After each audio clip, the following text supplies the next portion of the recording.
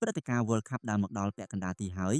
យមិនដឹងថាបងរ៉ូណាល់ដូទាត់ផ្ទះបងប្អូនយើងប៉ាំងអស់ប្រមាណខ្នងទេតែខ្ញុំឃើញមានមនុស្សច្រើនណាស់នៅតែរឹងរូសចាក់ all in អស់ពីខ្លួនដដែលក្នុងវីដេអូថ្ងៃនេះយើងនឹងនិយាយអំពីហេតុអីបានជាគេដឹងថាលេងល្បែងតែងតែវិនាសតែនៅតែបន្តលេងខ្ញុំបានតាមអារម្មណ៍ហើយវីដេអូនេះត្រូវបានយើងខ្ញុំប្រមូលផ្ដុំនិងដកស្រង់ពីប្រភពជាច្រើនរួមទាំងបទពិសោធន៍ផ្ទាល់ខ្លួនផងដែរដូច្នេះហើយបើមានចំណុចណាខុសឬត្រូវកែតម្រូវសូមបងប្អូនខមមិននៅខាងក្រោមហើយសូមបញ្ជាក់ម្ដងទៀតថាយើងមិនមែនជាអ្នកជំនាញទេគ្រាន់តែជាអ្នកចូលចិត្តស្រាវជ្រាវនិងចែករំលែកប៉ុណ្ណោះដំបូងត្រូវនិយាយពីរឿងដែលមនុស្សជាច្រើនដឹងច្បាស់ថាល្បែងធ្វើឲ្យយើងអស់លុយសូម្បីតែផ្ទះសម្បែងក៏មិនសល់តែនៅតែលេងនេះមិនមែនមកពីការខ្វះការយល់ដឹងនោះទេនរណាក៏ដឹងថាល្បែងតែងតែវិនាសតែល្បែងនេះគេរចនាវាឡើងដើម្បីវាយប្រហារប្រព័ន្ធខួរក្បាលរបស់យើងរឿងនេះត្រូវបានបញ្ជាក់ដោយអ្នកវិទ្យាសាស្ត្រសរសៃប្រសាទចិត្តវិទ្យាអាកប្បកិរិយានិងសេដ្ឋកិច្ចដើម្បីយល់បន្ថែមយើងត្រូវនិយាយពីប្រព័ន្ធផ្ដល់រង្វាន់របស់ខួរក្បាលដែលជាតួឯកសំខាន់គឺដូប៉ាមីនមនុស្សភាគច្រើនតែងយល់ច្រឡំថាដូប៉ាមីនគឺជាសារធាតុបង្កើតក្តីសប្បាយតែតាមពិតវាជាសារធាតុបង្កើតកម្លាំងជំរុញបង្កើតការចង់បាននោះទេ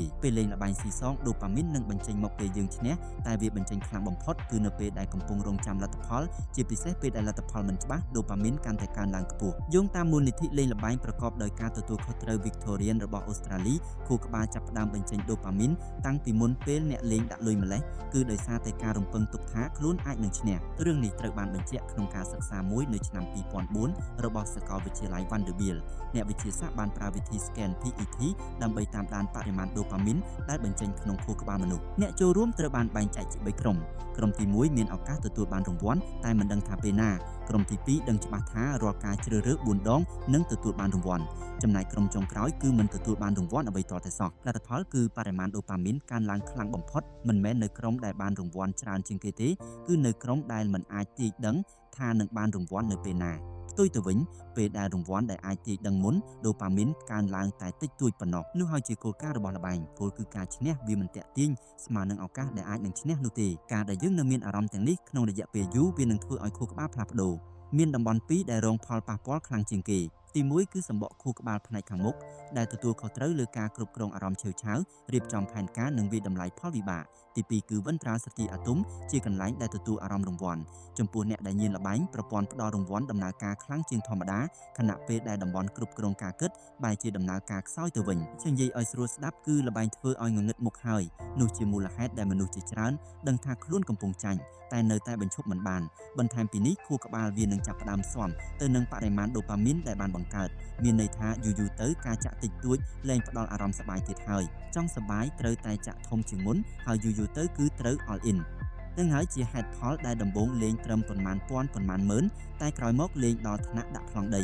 ការសិក្សាខ្លះក៏បានបង្ហាញថាមានមនុស្សដែលកើតមកមានប្រព័ន្ធផ្ដល់រង្វាន់ដំណើរការខ្សោយជាងអ្នកដទៃពីកំណើតមនុស្សប្រភេទនេះងាយនឹងមានអារម្មណ៍ថាជីវិតគ្មានអ្វីសប្បាយសោះតែងតែធុញថប់ហើយត្រូវរកអ្វីដែលរំភើបខ្លាំងដើម្បីបានសប្បាយហើយករណីបែបនេះច្រើនតែស្វែងរកល្បែងស៊ីសងឬហ្គេមប្រថុយប្រថានដើម្បីបង្កើតភាពរំភើបឲ្យប្រព័ន្ធសរសៃប្រសាទមានអារម្មណ៍ថាខ្លួនកំពុងដំណើរការធម្មតាតែដូប៉ាមីននិងការរងចាំវាគ្រាន់តែជាមួយផ្នែកប៉ុណ្ណោះល្បែងនៅមានអាវុធមួយទៀតដ៏មានឥទ្ធិពលបំផុតគឺអារម្មណ៍ស្ទើរតែឈ្នះគឺអ្នកចាញ់តែចាញ់ក្នុងរបៀបដែលធ្វើឲ្យខួរក្បាលគិតថាខ្លួនជិតឈ្នះទៅហើយឧទាហរណ៍ដូចជាចាក់កន្ទុយលេខ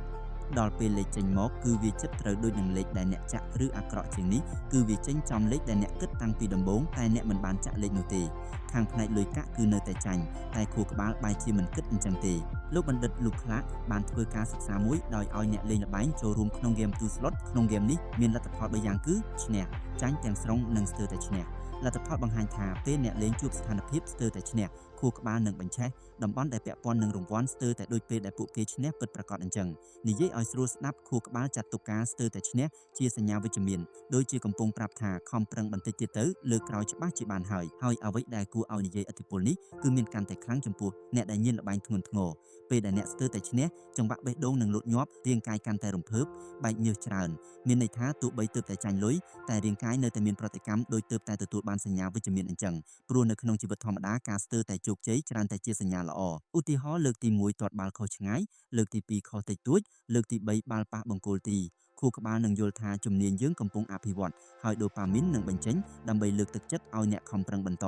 នេះជាយន្តការរៀនសូត្រដ៏មានប្រយោជន៍តែបញ្ហាគឺល្បែងបានកេងចំណេញលើយន្តការនេះឯង វាខុសពីការទាត់បាល់ឬលេងកីឡាល្បែងស៊ីសងវាមិនត្រូវការជំនាញអ្វីទេដូច្នេះការស្ទើរតែឈ្នះវាមិនបានធ្វើឲ្យឱកាសឈ្នះនៅពេលក្រោយកើនឡើងទេហើយវាក៏មិនបានបញ្ជាក់ថាអ្នកលេងពូកែជាងមុនដែរតែបញ្ហាគឺខួរក្បាលនៅតែយល់ច្រឡំថាខ្លួនកំពុងខិតជិតដល់ការឈ្នះហើយក៏បន្តលេងទៀតឥទ្ធិពលនេះកាន់តែខ្លាំងថែមទៀតនៅពេលអ្នកលេងបានចូលរួមផ្ទាល់ក្នុងការភ្នាល់ដូចជាការរើសលេខដោយខ្លួនឯងចុចប៊ូតុងដោយខ្លួនឯងទាញដងដោយខ្លួនឯងព្រមទាំងសម្រេចចិត្តដាក់លុយដោយខ្លួនឯងសកម្មភាពទាំងនេះបង្កើតបានជាអ្វីមួយដែលគេហៅថាការបំភាន់នៃការគ្រប់គ្រងអ្នកលេងចាប់ផ្ដើមជឿថាខ្លួនអាចមានឥទ្ធិពលលើលទ្ធផលតែការពិតអ្វីៗនៅតែចៃដន្យទាំងស្រុងប៉ុន្តែនៅក្នុងល្បែងសម័យទំនើបបើទុកឲ្យកុំព្យូទ័ររើសដោយស្វ័យប្រវត្តិទាំងអស់ឥទ្ធិពលស្ទើរតែឈ្នះនិងថយចុះយ៉ាងខ្លាំងហើយអ្នកលេងក៏មិនសូវចង់បន្តដែរជាការពិតណាស់ម្ចាស់កាស៊ីណូដឹងរឿងនេះច្បាស់ណាស់ទើបពួកគេតុបតែងទូហ្គេមនិងទម្រង់នៃការភ្នាល់ផ្សេងៗដោយមានភ្លើងភ្លឺភ្លឹបភ្លែតសម្លេងអបអរពេលឈ្នះថែមទាំងពេលខ្លះអ្នកទើបតែចាញ់លុយតែម៉ាស៊ីននៅតែបន្លឺសម្លេងដូចជាអ្នកទើបតែធ្វើបានរឿងអស្ចារ្យណាស់អញ្ចឹងសញ្ញាទាំងនេះធ្វើឲ្យខួរក្បាលវាតម្លៃស្ថានភាពខុស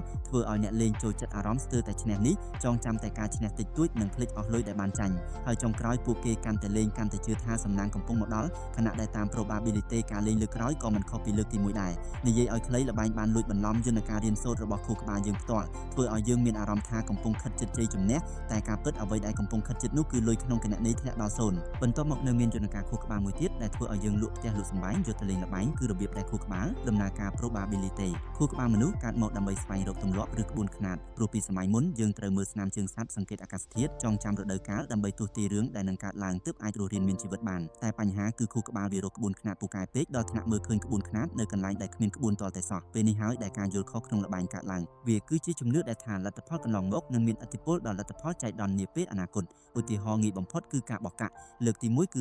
50-50លើកទី2ក៏50-50លើកទី3ក៏អញ្ចឹងដែររាល់ការបោះគឺដាច់ដោយឡែកពីគ្នាទាំងស្រុងតែបើកាក់ចេញខាងក្បាល10ដងជាប់គ្នាមនុស្សជាច្រើននឹងចាប់ផ្ដើមគិតថាលើកក្រោយច្បាស់ជាចេញខាងបន្ទះហើយតែការពិតវានៅតែ50-50ដដែលព្រោះកាក់វាគ្មានការចងចាំទេវាមិនដឹងថាពីមុនវាចេញអ្វីនោះទេបាតុភូតដ៏ល្បីនេះធ្លាប់កើតឡើងនៅកាស៊ីណូម៉ុងតេកាឡូក្នុងឆ្នាំ1913ពេលដែលល្បែងរ៉ូឡេតធ្លាក់ចំពណ៌ខ្មៅរហូតដល់26ដងជាប់គ្នាអ្នកលេងឃើញលទ្ធផលបែបនេះក៏ជឿជាក់ថាពណ៌ក្រហមច្បាស់ជានឹងចេញមកមិនខានពួកគេក៏ចាក់លុយកាន់តែច្រើនលើពណ៌ក្រហមហើយក៏បន្តចាញ់លុយទៀតនិយាយតាមភាសាស្ថិតិនេះហៅថាព្រឹត្តិការណ៍ឯករាជ្យមានន័យថាលទ្ធផលមុនមិនមានឥទ្ធិពលលើលទ្ធផលក្រោយទេនេះខុសស្រឡះពីការចាប់បៀឧទាហរណ៍ក្នុងបៀ52សន្លឹកបើអ្នកចាប់បាន1សន្លឹកហើយឱកាសចាប់បានសន្លឹកនៅពេលក្រោយនឹងផ្លាស់ប្ដូរព្រោះនេះជាព្រឹត្តិការណ៍ដែលពាក់ព័ន្ធគ្នាតែល្បែងដូចជារ៉ូឡេតឆ្នោតតៃស៊ីវឬបោះកាក់រាល់ពេលលេងគឺជាការភ្នាល់ថ្មីជានិច្ចបញ្ហាគឺខួរក្បាលយើងមិនចូលចិត្តគិតបែបនោះទេខួរក្បាលចូលចិត្តប្រឌិតរឿងចូលចិត្តអារម្មណ៍ថាខ្លួនឯងរកឃើញក្បួនខ្នាតដូច្នេះអ្នកលេងក៏ចាប់ផ្ដើមបង្កើតរូបមន្តខ្លួនឯងគ្រប់សពម្សិលមិញចេញលេខនេះថ្ងៃនេះមិនទាន់ចេញលេខនោះទេខ្មៅច្រើនដងហើយដល់វេនក្រហមម្ដងចាញ់ច្រើនហើយចិត្តឈ្នះវិញហើយសម្រាប់ខួរក្បាលវាស្ដាប់ទៅសមហេតុផលណាស់តែការគិតនេះវាមិនមានមូលដ្ឋានទាល់តែសោះមានរឿងគួរឲ្យចាប់អារម្មណ៍មួយគឺការសិក្សាផ្នែកសរសៃប្រសាទរកឃើញថាការយល់ខុសក្នុងល្បែងវាមិនមែនកើតចេញពីការដែលគេគិតតិចនោះទេតែជួនកាលមកពីគេគិតច្រើនពេកអ្នកវិទ្យាសាស្ត្ររកឃើញថាពេលអ្នកលេងព្យាយាមរកក្បួនខ្នាតក្នុងលទ្ធផលដែលចៃដន្យតំបន់ខួរក្បាលដែលពាក់ព័ន្ធនឹងការវិភាគរៀបចំផែនការនិងការចងចាំដំណើរការយ៉ាងខ្លាំងក្លាមានន័យថាពួកគេពិតជាកំពុងវិភាគមែនតែគួរឲ្យស្ដាយដែលទៅវិភាគលើអ្វីដែលគ្មានក្បួនឲ្យវិភាគទាល់តែសោះដូចជាអង្គុយស្រាវជ្រាវពីយុទ្ធសាស្ត្ររបស់ក្របលោកឡាក់អញ្ចឹងកាន់តែអង្គុយគិតកាន់តែងាយបញ្ចុះបញ្ចូលខ្លួនឯងថាបានមើលឃើញក្បួនអ្វីមួយទាំងដែលការពិតវាគ្មានអ្វីសោះស្របពេលជាមួយគ្នានោះតំបន់ខួរក្បាលដែលជួយយើងរៀនពីកំហុសនិងទទួលអារម្មណ៍ឈឺចាប់ពីការបាត់បង់បែរជាដំណើរការខ្សោយទៅវិញជាលទ្ធផលអ្នកលេងកាន់តែមានទំនុកចិត្តលើសមត្ថភាពទស្សន៍ទាយរបស់ខ្លួនចាញ់គឺបន្ទោសថាសយតែបើឈ្នះគឺដោយសារខ្លួនឯងពូកែបើចាញ់ទៀតមានន័យថាចិត្តឈ្នះហើយវត្តនេះនៅតែបន្តនិយាយឲ្យស្រួលស្ដាប់មិនមែនមានតែម្ចាស់កាស៊ីណូទេដែលយកឈ្នះអ្នកលេងតែអ្នកលេងខ្លួនឯងក៏កំពុងបោកប្រាស់ខ្លួនឯងដែរបន្ទាប់មកមានយន្តការមួយទៀតដែលជាលក្ខណៈពិសេសរបស់ល្បែងសម័យទំនើបធ្វើឲ្យគេលក់ផ្ទះលក់សម្បែងគឺជារបៀបដែលយើងទូទាត់ប្រាក់ខួរក្បាលរបស់យើងមានប្រតិកម្មខុសគ្នាខ្លាំងរវាងការហុចលុយសុទ្ធនិងការចុចប៊ូតុងទូទាត់ប្រាក់បើអ្នកធ្លាប់ទៅទិញរបស់ថ្លៃៗដោយប្រើលុយសុទ្ធនឹងយល់អារម្មណ៍នេះដកលុយមួយដុំមករាប់ម្ដងមួយសន្លឹកមួយសិតហុចឲ្យគេវារៀងស្ដាយព្រោះខួរក្បាលកំពុងមើលឃើញថាយើងទើបតែបាត់បង់របស់មានតម្លៃអ្នកចិត្តវិទ្យាហៅបាតុភូតនេះថាការឈឺចាប់ពេលចំណាយពេលត្រូវប្រគល់លុយសុទ្ធផ្ទាល់តំបន់ខួរក្បាលដែលតាក់ទងនឹងអារម្មណ៍ឈឺចាប់និងការបាត់បង់និងដំណើរការខ្លាំងវាដូចជាហ្វ្រាំង ងធម្មជាតិដែលជួយយើងថ្លឹងថ្លែងមុននឹងចាយលុយតែល្បែងសម័យទំនើបរកឃើញវិធីដោះហ្វ្រាំងនោះចេញជំនួសឲ្យការហុចលុយសុទ្ធយើងគ្រាន់តែ scan code ចុច confirm ប៉ះលើអេក្រង់មួយផ្លេតគឺរួចរាល់លុយពិតជាបាត់មែនតែអារម្មណ៍បាត់បង់លុយស្ទើរតែមិនមានវាដូចជាការខ្វេះលុយស្រស់2លានរៀលទៅទូទាត់វាច្បាស់ជាឈឺចាប់តែបើគ្រាន់តែកាត់មួយផ្លេតឬផ្ទេរប្រាក់គឺអារម្មណ៍វាស្រាលជាងឆ្ងាយណាស់នៅក្នុងបរិយាកាសភ្នាល់តាមអនឡាញឥទ្ធិពលនេះកាន់តែខ្លាំងការបញ្ចូលលុយរាប់សែនរាប់លានចំណាយពេលតែប៉ុន្មានវិនាទីអ្នកលេងស្ទើរតែគ្មានពេលគិតគ្មានពេលទទួលអារម្មណ៍ថាខ្លួនទើបតែចំណាយអស់ប៉ុន្មានដូច្នេះវាក៏បង្កើតជាចន្លោះប្រហោងនៃការដឹងខ្លួនលុយបាត់ទៅហើយតែខួរក្បាលមិនទាន់ចាប់អារម្មណ៍ដឹងរហូតដល់ពេលបើកគណនីមើលទើបភ្ញាក់ថាអុញលុយខ្ញុំទៅណាអស់ហើយការវិភាគរួមមួយដែលចេញផ្សាយនៅឆ្នាំ2024